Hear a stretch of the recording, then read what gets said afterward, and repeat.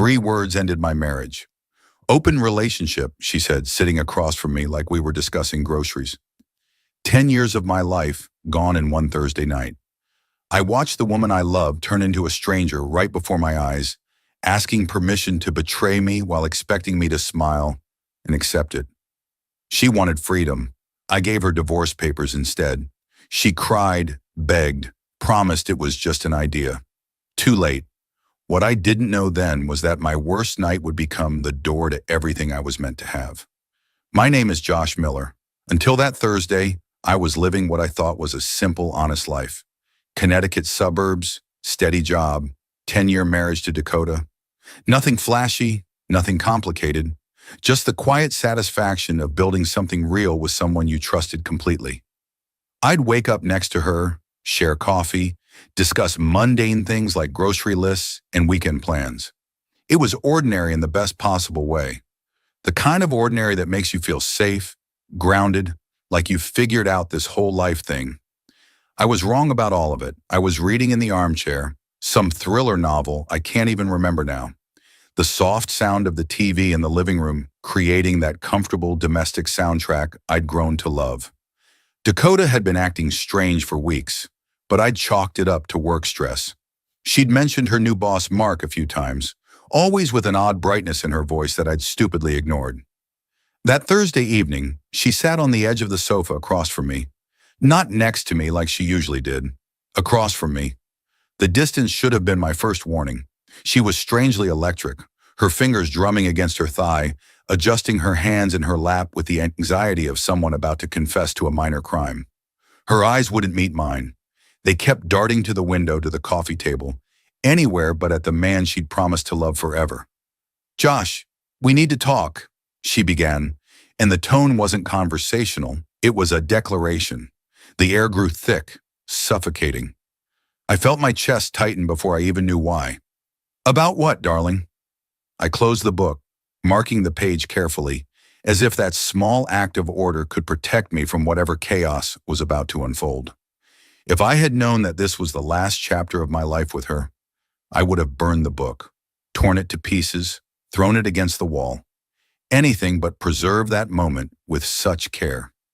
She took a deep breath, and I watched her chest rise and fall like she was preparing for battle. She let the sentence out as if it were a wrapped gift, as if she were doing me some kind of favor. "I've been thinking a lot about us. 10 years is a long time. I think we need a different touch." The phrase hung in the air like poison gas. A different touch. My stomach nodded, but I tried to stay calm, tried to give her the benefit of the doubt, even though every instinct in my body was screaming, "Danger!" I smiled, but the smile didn't reach my eyes. I could feel the fakeness of it stretching across my face like a mask. "Different how?" "A trip. We could go to the Carolinas. You've always wanted to see the sea in winter." I was grasping at straws, desperately trying to steer this conversation towards something salvageable, something that didn't end with my world imploding.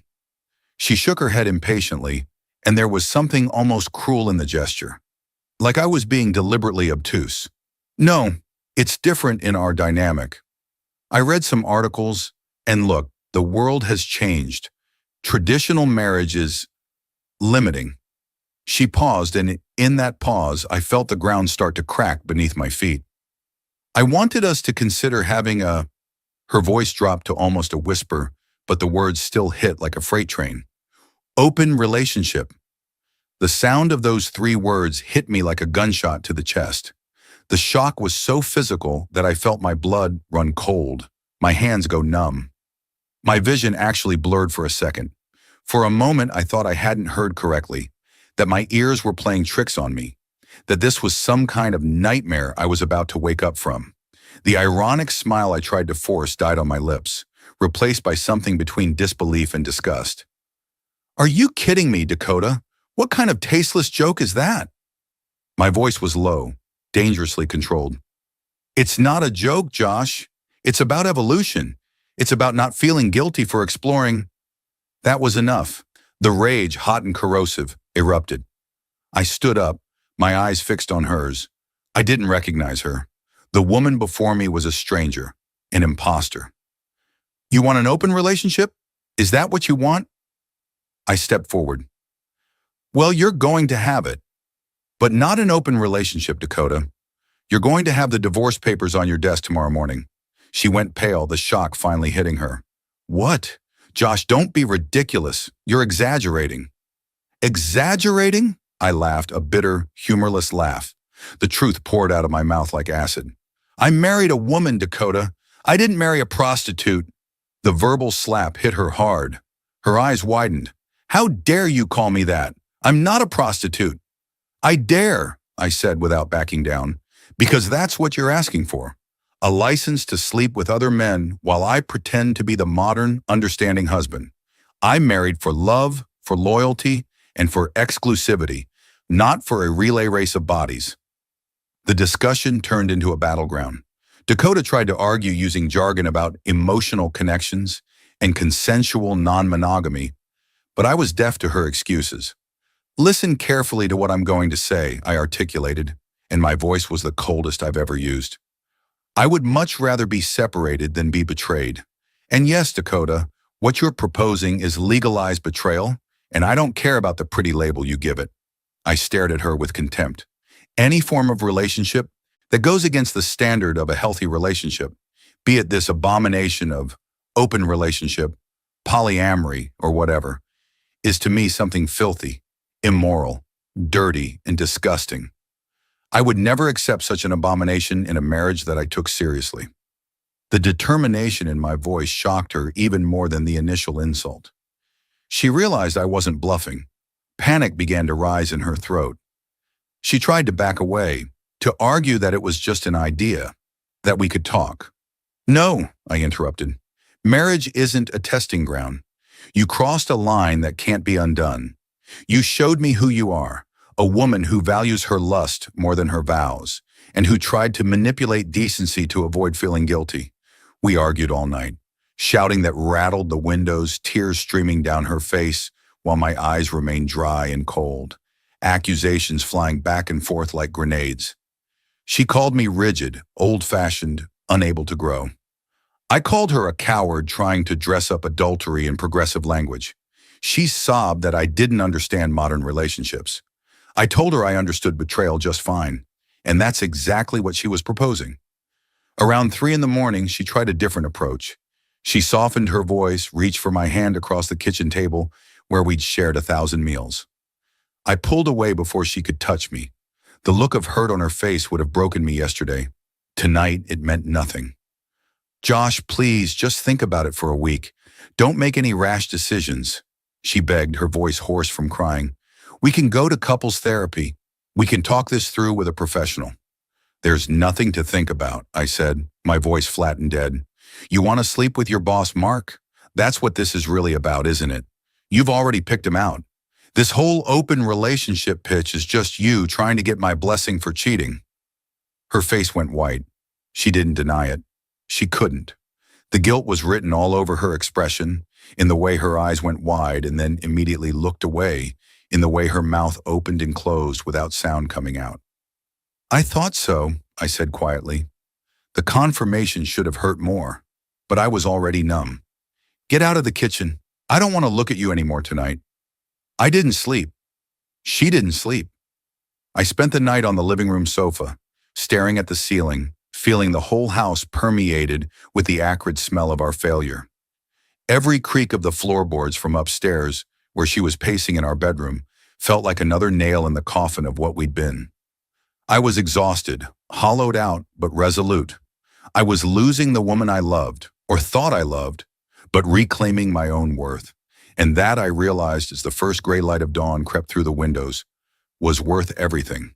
When the sun rose, casting long shadows across our living room that suddenly felt like a mausoleum, I had already done everything I had to do. I called my lawyer at 6 a.m, waking him up, not caring. Doug had been a friend since college. When I told him what happened, there was a long silence on the line. You're absolutely sure about this, Josh? He asked carefully. I've never been more sure of anything in my life, I replied. My voice sounded strange to my own ears, like it belonged to someone else. Someone harder. Someone who'd learned that love without respect was just a pretty word for nothing. Then let's bury her, Doug said simply. I'll have the papers ready by noon. I took a cold shower, letting the icy water shock my system back to some semblance of feeling. I put on my best suit, the charcoal gray one Dakota had bought me for our 8th anniversary. The irony wasn't lost on me. I knotted my tie with hands that didn't shake, even though inside I felt like I was coming apart. Before leaving, I stood outside the door to our bedroom, my hand on the doorknob. I could hear her breathing on the other side, that familiar rhythm I'd fallen asleep to for 10 years. I couldn't do it. I couldn't face her without feeling disgust and pity warring in my chest, and I refused to give her the satisfaction of seeing me struggle. I left the papers on the kitchen table, next to the coffee maker that was already set to brew at 7, like it did every morning. Some routines die hard. On top of the legal documents, I placed a single folded sheet of paper, my final letter. I didn't write it with love. I wrote it with the cold precision of a man closing a business deal gone bad. Dakota, this is the one and only communication we will have without the presence of third parties. I am ending this relationship immediately. From this moment on, any communication, any questions, any requests, no matter how small, must be made through my lawyer, Mr. Douglas Peterson. His contact number is attached to the divorce papers. Do not call me. Do not come to my workplace. I will not answer. I will not respond. You chose the path. I simply accepted your choice. Goodbye. Josh, I left the house without looking back. Every step away from that door felt like shedding weight I didn't know I'd been carrying. I went to the office and turned off my phone. I needed the silence to process the decade that had just evaporated like morning dew under harsh sunlight. Hours later, when I finally turned my phone back on, the voicemail started arriving in a flood. 37 messages. I watched the number climb, felt a grim satisfaction at her panic. The messages were hysterical, confused, terrified. She was calling, pleading, asking where I was. Josh, please, we can fix this. I made a mistake. I was confused. Don't throw away 10 years over one conversation. Pure panic dressed up as love. I deleted them all without listening to more than a few seconds of each. Her fate was no longer my responsibility. That realization was more liberating than I'd expected. The reason for her haste, her urgency to open the marriage, was revealed to me later through a private investigator I hired for the division of assets. The report came back thick with documentation, photos, timestamps. Dakota had been having lunch with Mark 3 times a week for 2 months. They'd been texting constantly, messages that started professional and gradually became intimate. The investigator even had a photo of them in Mark's car in the office parking garage, sitting too close, her hand on his arm. She'd been building toward this affair methodically, carefully, and the open relationship pitch was just her trying to buy moral indulgence for a betrayal that was already planned, already in motion. She wanted to avoid being the villain in her own story. A terrible mistake indeed, because now she was something worse than a villain. She was a coward. Life's irony soon took its toll on her, and I wish I could say I felt nothing when I heard about it, but the truth is, I felt vindicated. Dakota discovered in the most painful way possible that her lover was merely a freeloader, a married man with 3 kids who discarded her as soon as the situation with her divorce became real and complicated.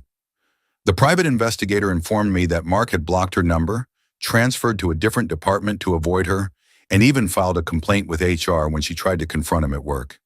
He didn't want a divorced and troubled mistress hanging around, making demands, expecting him to leave his own wife. He only wanted a quick and discreet affair, a little excitement to spice up his boring middle-aged life. She was left alone, without a husband, without a lover, without even her dignity intact, because the office gossip mill made sure everyone knew exactly what had happened. She'd gambled everything on a fantasy and lost it all. Meanwhile, I was fighting for every fair penny, struggling to ensure the separation was quick and clean, free of sentimentality. But the battle wasn't just legal, it was psychological warfare. Dakota's lawyer tried every manipulation tactic in the book.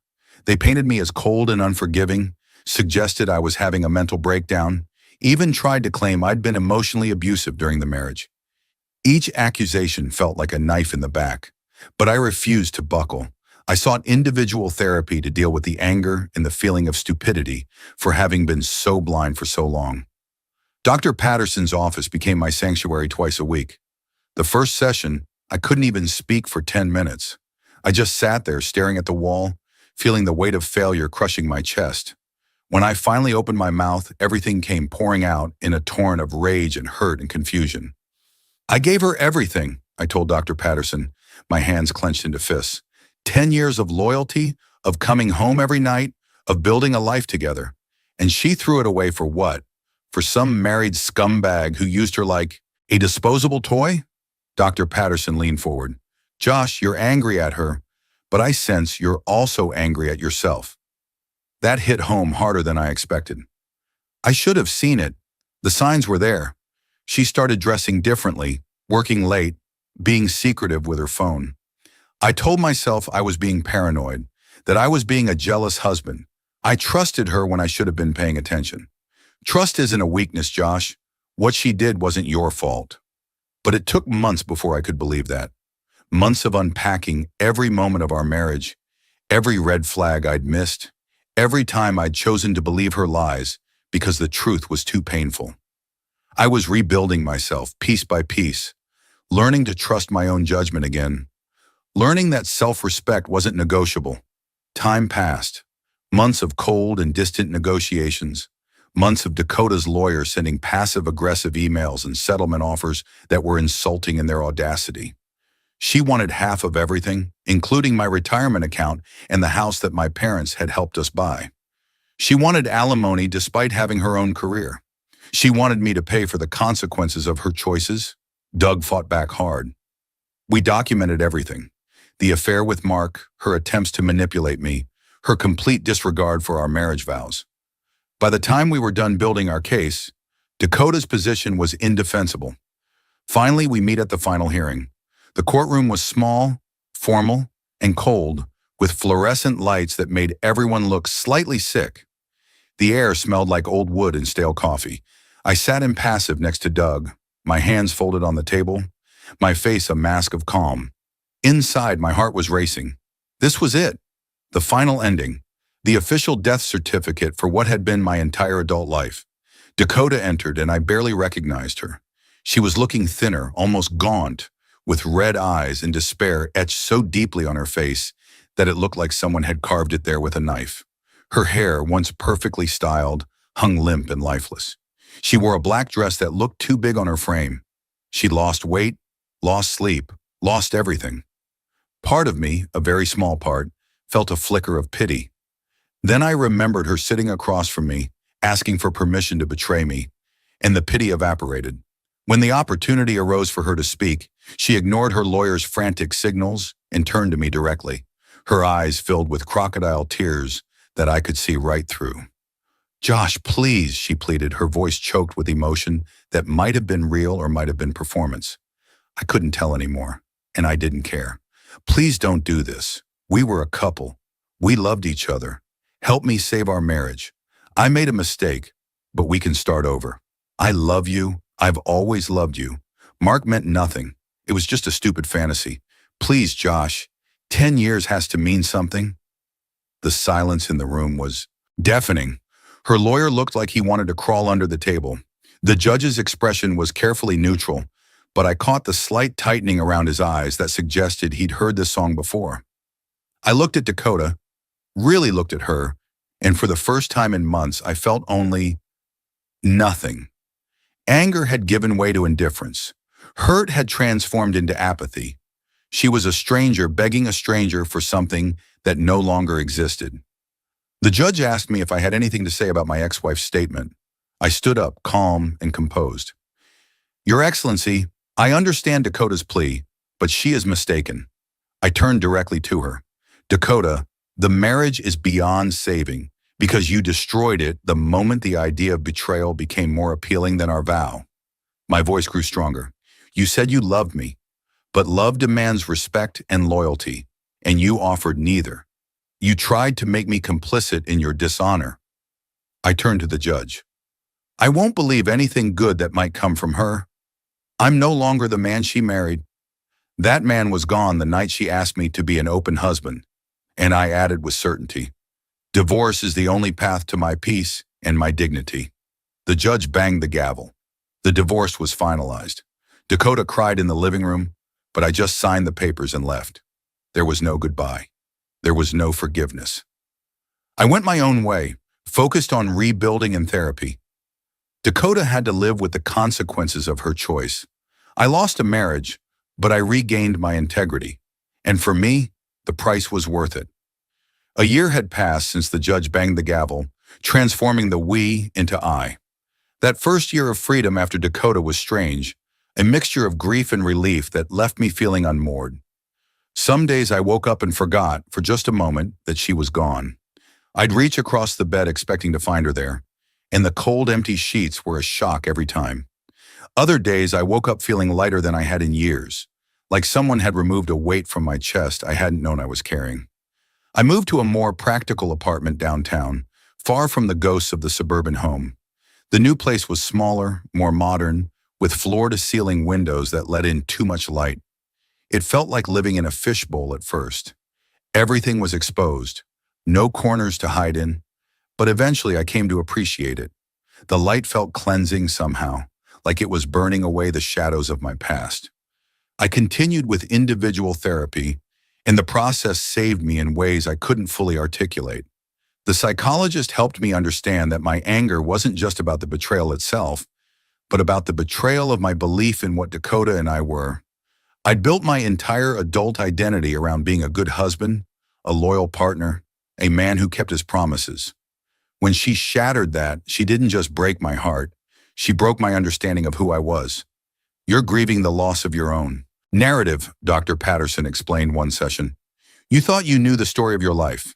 She changed the ending without your permission, and now you have to figure out what the story really was. That resonated more than anything else had. I wasn't just mourning Dakota. I was mourning the version of Josh Miller who'd believed in simple things like trust and loyalty and happily ever after. Peace arrived slowly, replacing the fury. I was stable, rebuilt, but still carried the scar of loneliness. The future was an open horizon, but without a map. One autumn afternoon, I was at an art gallery at the invitation of a colleague who was worried I'd become too much of a hermit. The walls were covered with modern pieces that I pretended to understand, sipping wine that tasted expensive and feeling awkwardly out of place among the art crowd. I was standing there observing an abstract sculpture that looked like twisted metal but was supposedly about human connection when I felt a hesitant touch on my shoulder. The touch was light, almost apologetic, but it sent electricity down my spine. Josh? The voice was familiar in a way that made my chest ache with something I'd almost forgotten. I turned around slowly, afraid that if I moved too fast, the moment would shatter like glass. My heart skipped a beat it hadn't felt in over a decade. It was Nicole. Time collapsed in on itself. Suddenly I was 28 again, young and stupid and in love with a woman who painted sunsets and laughed at my terrible jokes. Nicole was my sweetest past, the last love before the great adventure and disaster that was Dakota.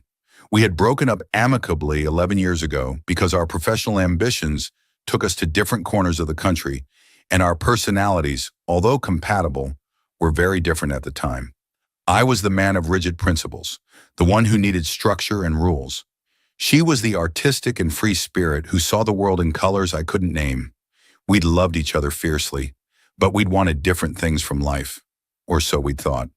Nicole, wow, the word came out breathless. You look fantastic.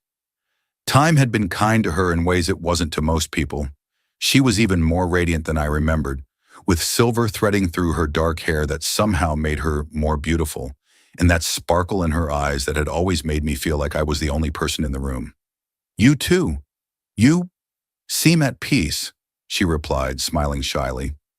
But there was something in her eyes, a shadow that suggested she could see right through the facade I'd been carefully constructing for the past year. She always could read me better than anyone. We spent the rest of the afternoon talking. The conversation flowed effortlessly, as if time hadn't stood still.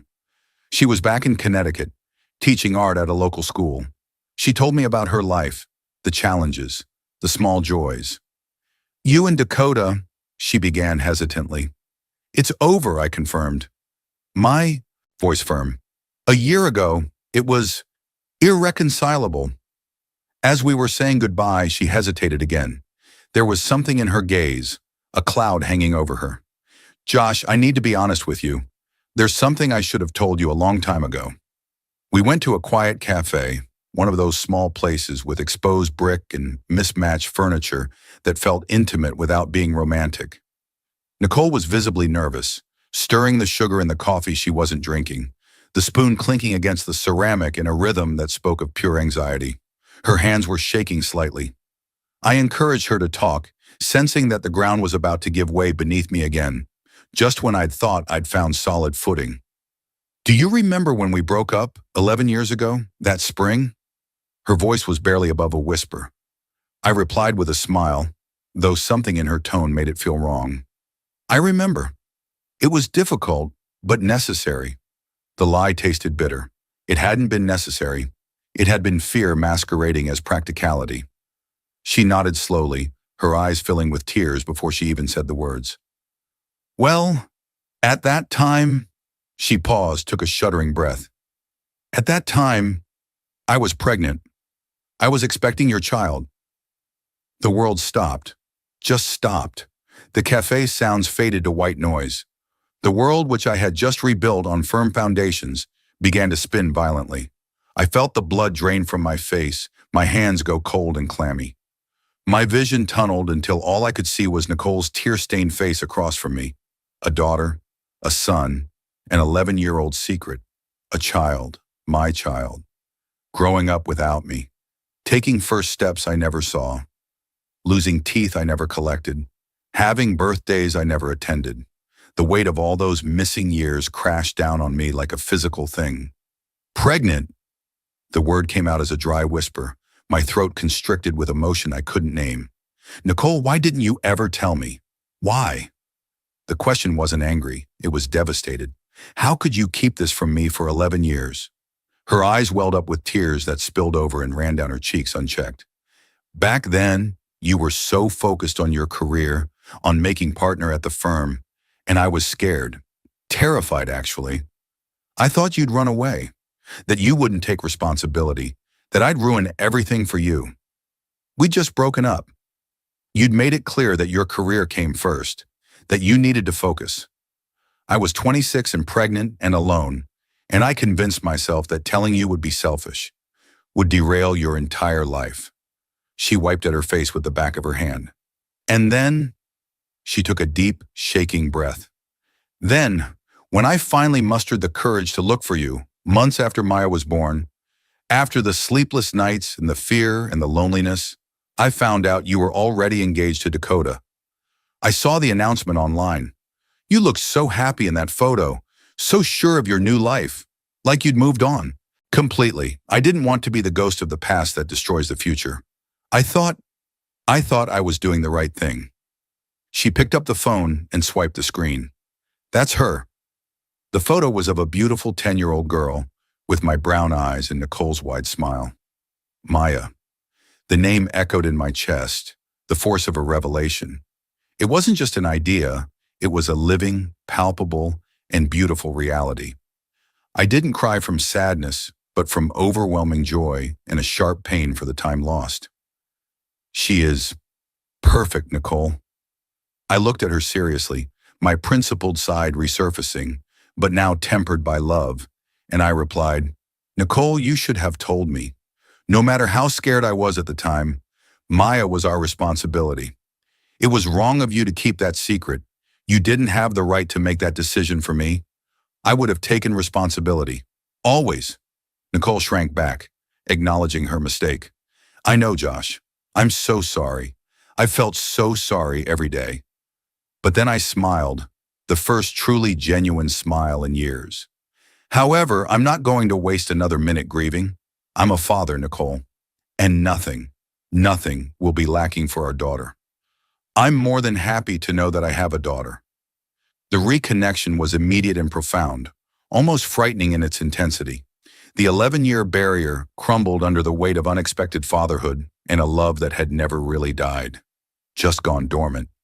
The love we had before, which had dissolved due to ambitions and fear and terrible timing, returned with a new maturity, now anchored by a purpose bigger than both of us. Maya. Nicole took me to meet Maya on a Saturday morning that felt both too soon and 10 years too late. I was terrified in a way I'd never been before, not even when Dakota dropped her bomb. This was different. This was pure, primal fear. How could I introduce myself to a child I didn't even know existed?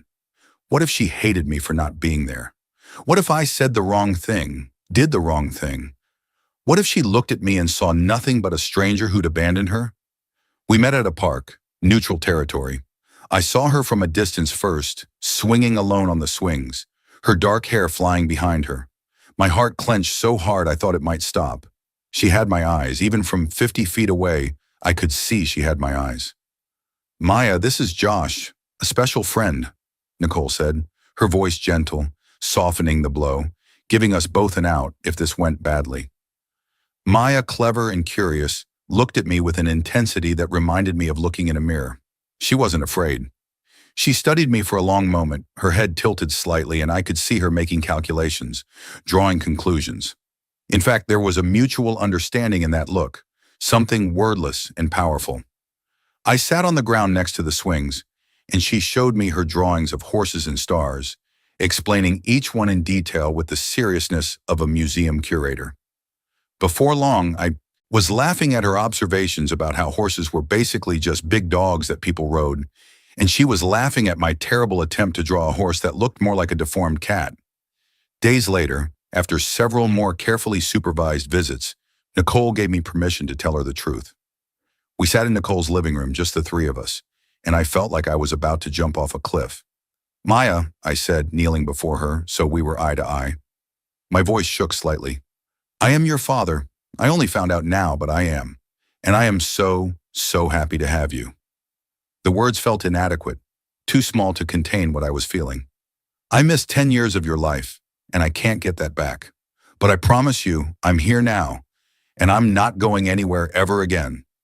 Her reaction was one of childlike surprise, but not repulsion. Her eyes went wide, and then, without hesitation, she ran to hug me, her small arms wrapping around my neck with a fierceness that knocked the breath out of me. In that hug, 10 years of distance vanished, and I felt whole for the first time since I could remember. I held her and cried into her hair while she patted my back and said, "It's okay, Daddy, you're here now." Those 3 words broke me and rebuilt me simultaneously. I was whole finally.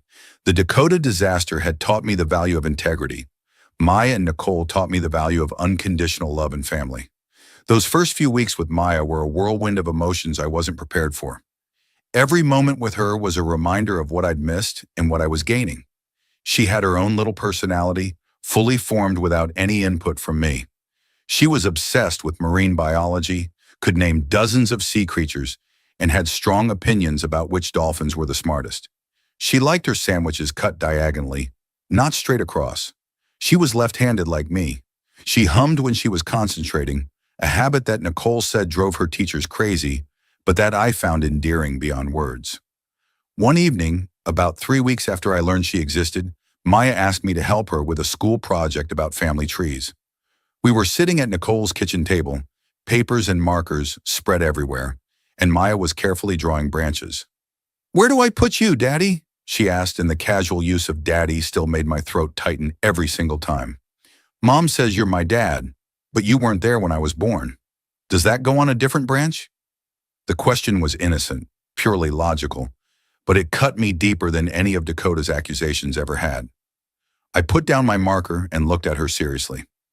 "You put me right here," I said, pointing to the spot next to Nicole. "I'm your father, Maya. I wasn't there for the first 10 years, and that's the biggest regret of my life. But I'm here now, and I'm going to be here for every single day from now on.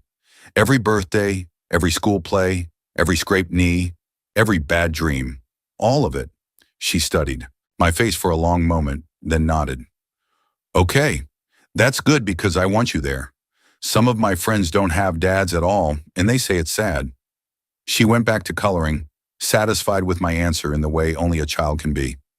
I excused myself and went to the bathroom, where I stood with my hands braced on the sink and cried silently for 5 minutes. They were tears of grief for what I'd lost and joy for what I'd found, all mixed together until I couldn't tell the difference. I was happy, but the drama of the past still had one last act in store. Dakota, who was in a self-destructive cycle of trying to win me back through unanswered calls, ignored emails, and even showing up at my office building only to be turned away by security, discovered my new reality abruptly. A former co-worker of hers, someone who'd never liked her much, saw me with Nicole and Maya at the park on a Sunday afternoon. We were having a picnic, and I was teaching Maya how to throw a frisbee, and we were laughing like we'd been a family for years instead of weeks. The coworker took a photo, posted it online with some caption about moving on fast, and of course, the news leaked directly to Dakota. She confronted me the next day in the lobby of my building, waiting there like a predator. She was pale and gaunt, like she hadn't been eating or sleeping, with the expression of a wounded lioness who'd stumbled into a trap. Her hair was disheveled, her clothes wrinkled. This wasn't the polished woman I'd married. This was someone who'd been hollowed out by consequences. You hypocrite! That's why, wasn't it?" she shouted, her voice shrill and breaking, drawing stares from everyone in the lobby. People stopped walking, pulled out phones, started recording. "That's why you asked for a divorce. You betrayed me with that woman, and used my request for an open relationship as an excuse to get rid of me. She's your affair, isn't she? Your daughter is proof of your betrayal. You were cheating on me our entire marriage, and you had the nerve to act like I was the villain." Her anger was proof of her denial, her complete inability to accept blame for anything. She needed a scapegoat for her failure, someone else to take the weight of her mistakes. The small crowd that had gathered was eating it up, watching our private tragedy like it was reality television. I stared at her, and my voice when it came out was so calm, so controlled, that it cut through her screaming more effectively than any shout could have. It was the voice of a man who'd moved beyond anger into something colder and more final. "Dakota, control yourself. You're not going to make a scene like that in my home." I kept my voice level, almost bored. "You owe me an explanation," she yelled hysterically, her face flushed red, spittle flying. "You owe me the truth." "I don't owe you anything, not anymore. But for the last time, because I want witnesses to hear this, so you can never twist it later, listen to the truth." I moved closer, close enough that only she could hear my next words. "This girl, Maya, is my daughter. And yes, she was conceived with Nicole. But Nicole and I broke up 11 years ago, a year before I ever met you. She got pregnant a month before I even knew your name, a year before our wedding." I stepped back so the whole lobby could hear me again. I looked her in the eyes with no pity, no remorse, just cold facts. "Maya is not the fruit of my betrayal. She is the fruit of my past, which I didn't even know existed until a month ago. And she is absolutely not the reason for our divorce." I let that sink in, watched the realization start to dawn on her face. "The reason for our divorce is your lack of character, Dakota. Your willingness to dishonor your vow. Your eagerness to sleep with your married boss while trying to make me complicit in your adultery by dressing it up as something modern and progressive. Your inability to accept the peace and sanctity of marriage." The revelation hit her like a silent blow to the solar plexus. I watched the scornful smile vanish from her face, replaced by something between horror and humiliation. She tried to argue, her mouth opening and closing, but there were no openings, no arguments she could make. Her alibi crumbled in front of everyone. Maya was proof that I had a life before her, not a life hidden during our marriage. She couldn't play the victim. She couldn't blame me. She had nothing left. Dakota was forced to swallow the humiliating truth. She lost the final battle. She realized she couldn't blame me, couldn't win me back. I was untouchable, shielded by dignity and my new and legitimate happiness. She turned her back and left, finally defeated. A month later, after watching Dakota turn her back and walk away from my building, finally defeated and broken, I took Nicole and Maya to the beach we had planned years ago, back when we were young and thought we had all the time in the world. It was the same beach in the Carolinas that I'd once suggested to Dakota, but this time it meant something. This time it was right. At sunset, with the waves gently breaking and Maya collecting shells near the water, completely absorbed in her search for the perfect one, I knelt before Nicole. My heart was pounding harder than it had in years, but this time it was from hope rather than fear. The golden light painted everything in warm tones, and I thought about how different this moment was from the cold, sterile end of my marriage to Dakota. I lost 10 years because of a misjudgment, I began, my voice thick with emotion. 10 years of Maya's life that I can never get back. 10 years of birthdays and scraped knees and first days of school. 10 years of loving you that I wasted on someone who didn't deserve even one day. I had to pause, swallow hard, but I gained the chance to love you again and to be Maya's father from this moment forward. I love the woman you've become, even stronger and more beautiful than the girl I knew. And I love the life you've given me, the daughter you raised to be kind and smart and everything good in this world. I pulled out the ring, a simple band with a single diamond that caught the sunset and threw rainbow sparks across Nicole's face. Nicole, marry me. Let's build our family, the right way this time, without secrets and without fear, with the love you've always waited for, the love I should have given you 11 years ago. Let me spend the rest of my life making up for the time I lost, being the man you and Maya deserve. Nicole, with tears streaming down her face, accepted without hesitation. Yes, yes, 1,000 times yes. She was crying and laughing at the same time, and when I slipped the ring on her finger, Maya looked up from her shells and came running, sensing something important had happened. She crashed into both of us, and we held each other there on the beach as the sun set on my old life and rose on my new one. It was pure joy, untainted by doubt or regret. I was happy with my new family in a way I'd never been happy before, not even in the early days with Dakota. This was deeper, richer, earned through pain and loss and the kind of second chances that most people never get. Dakota was alone and devastated, forced to face the emptiness her choices had created. I heard through mutual acquaintances that she'd lost her job after the situation with Mark became too uncomfortable, that she'd moved back in with her parents, that she spent her days scrolling through old photos of us and posting vague, self-pitying messages on social media that everyone ignored. She'd created her own prison, and she was the only inmate. Nicole, my little Maya, and I, on the other hand, were happy and moving on.